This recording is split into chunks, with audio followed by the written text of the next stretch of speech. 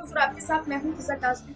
भारत के अलग अलग राज्यों से कोरोना वायरस को लेकर लगातार स्थितियां खराब होती जा रही हैं। दिन ब दिन मरीजों का आंकड़ा बढ़ता जा रहा है और अस्पतालों की हालात तो बद से बदतर होती जा रही है। हालात इतने गंभीर हो चुके हैं कि अस्पतालों में अब ऑक्सीजन की भारी किल्लत लगातार सामने आ रही है। इस बीच केंद्रीय बनाम विपक्ष की लड़ाई लगातार राज्यों की गुहार केंद्र सरकार से की जा रही है कि जल्द से जल्द हर राज्य की ऑक्सीजन की किल्लत हर राज्य से दूर की जाए, लेकिन ये किल्लत दूर होती हुई नजर नहीं आ रही है। इसी को लेकर हाल ही में भारत के प्रधानमंत्री नरेंद्र मोदी ने विपक्षी और कई ऐसे राज्यों के साथ बैठक की, कई ऐसे राज्यों के मुख्यमंत्रियों के साथ बैठक की जहां कोरोना वायरस की स्थिति लगातार बेकाबू हो रही है, जिसमें दिल्ली के मुख्यमंत्री अरविंद केजरीवाल भी मौजूद थे। अरविंद केजरीवाल ने इस गुप्त मीटिंग को सार्वजनिक यानी कि लाइव स्ट्रीमिंग कर डाली, जिसको लेकर अरविंद केजरीवाल पूरा फंस गए हैं और इस पूरे मामले को लेकर अरविंद केजरीवाल की काफी ज्यादा तौहीन भी हो रही है कि किस तरीके से अरविंद केजरीवाल ने गुप्त मीटिंग को सार्वजनिक कर दिया। लेकिन यहाँ पर प्रधानमंत्री नरेंद्र मोदी ने उनको इस बात का हवाला दिया कि प्रोटोकॉल का उल्लंघन हो रहा है। हम आपको बता दें कि जिस तरीके से लगातार आंकड़े सामने आ रहे हैं, स्वास्थ्य व्यवस्था का प्रोटोकॉल का उल्लंघन, स्वास्थ्य व्यवस्था की चरमाई स्थिति लगातार जनता के सामने है। किस तरीके से बेड्स नहीं है, स्वास्थ्य व्यवस्थाओं का बुरा हाल है। इसी को देखते हुए प्रोटोकॉल स्वास्थ्य व्यवस्था का तो पहले ही टूट चुका है, लेकिन प्रधानमंत्री नरेंद्र मोदी की गुप्त मीटिंग को लेकर जिस प्रोटोकॉल का हवाला प्रधानमंत्री नरेंद्र मोदी दे रहे हैं, उसको लेकर भी अब कई सवाल खड़े होने लगे हैं। किस तरीके से अरविंद केजरीवाल से अगर ये भूल हुई है तो उनको क्या आगे जाके माफी मांगनी चाहिए। लेकिन बहरहाल इस पूरे मामले पर राजनीति गरमाई हुई है, राजनीति तूल पकड़ती जा रही है और अब इस मामले पर कांग्रेस ने भी एंट्री मार दी है। क्या है कांग्रेस का इस पूरे मामले पर बयान, इस रिपोर्ट में देखिए। देश के अलग अलग हिस्सों में इस समय महामारी ने त्रासदी मचा दी है। हर हिस्से से जो खबरें, जो तस्वीरें निकल के सामने आ रही हैं, वो बेहद चिंताजनक है।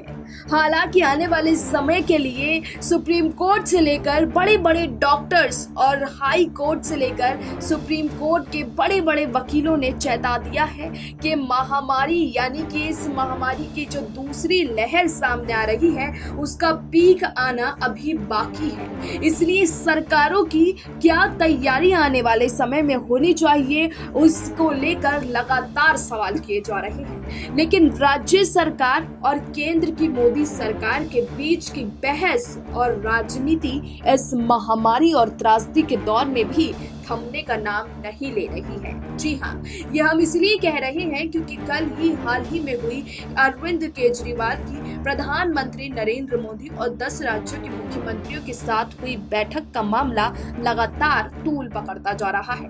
अरविंद केजरीवाल ने प्रधानमंत्री नरेंद्र मोदी के साथ मीटिंग को लाइव दिखाने के लिए माफी तो मांग ली।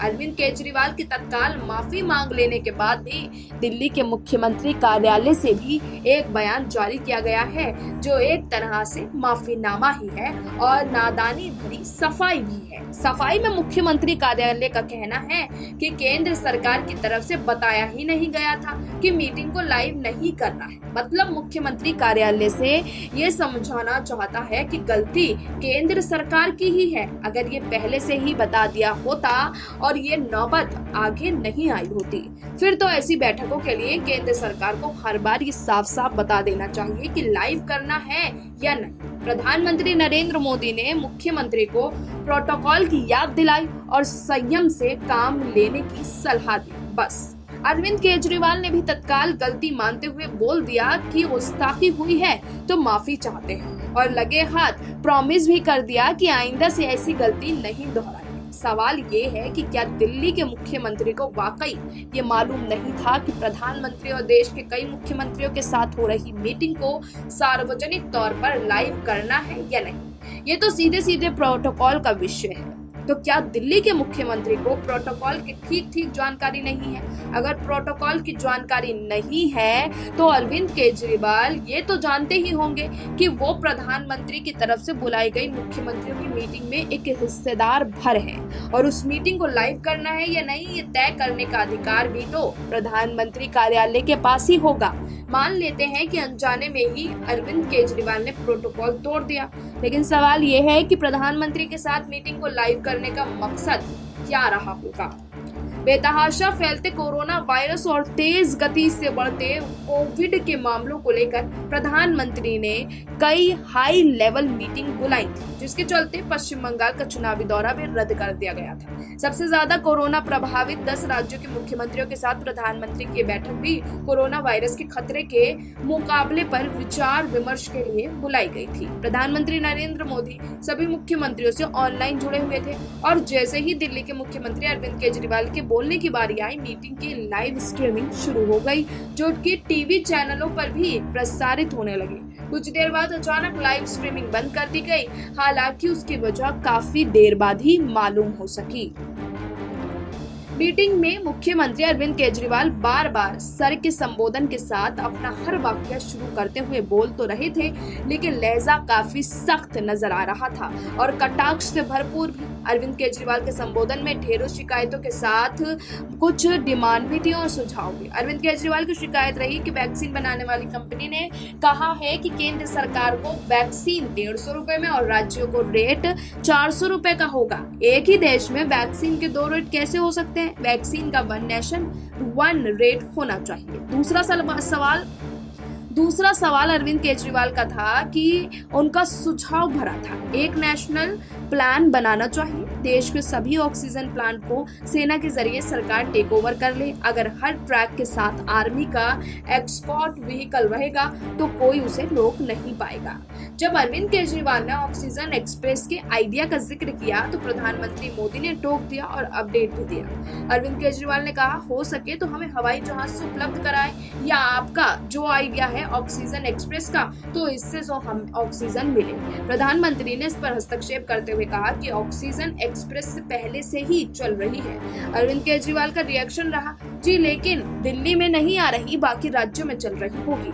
अरविंद केजरीवाल की एक और शिकायत रही कि सबसे ज्यादा ऑक्सीजन के ट्रैक रोके जा रहे हैं। उन्होंने कहा कि अगर आप उन राज्यों के मुख्यमंत्री को एक फोन लगा देंगे तो वो काफी होगा। मैं मुख्यमंत्री होते हुए भी कुछ नहीं कर पा रहा हूँ। ईश्वर ना करे कुछ अनहोनी हो गई तो हम कभी अपने आप को माफ नहीं कर पाएंगे।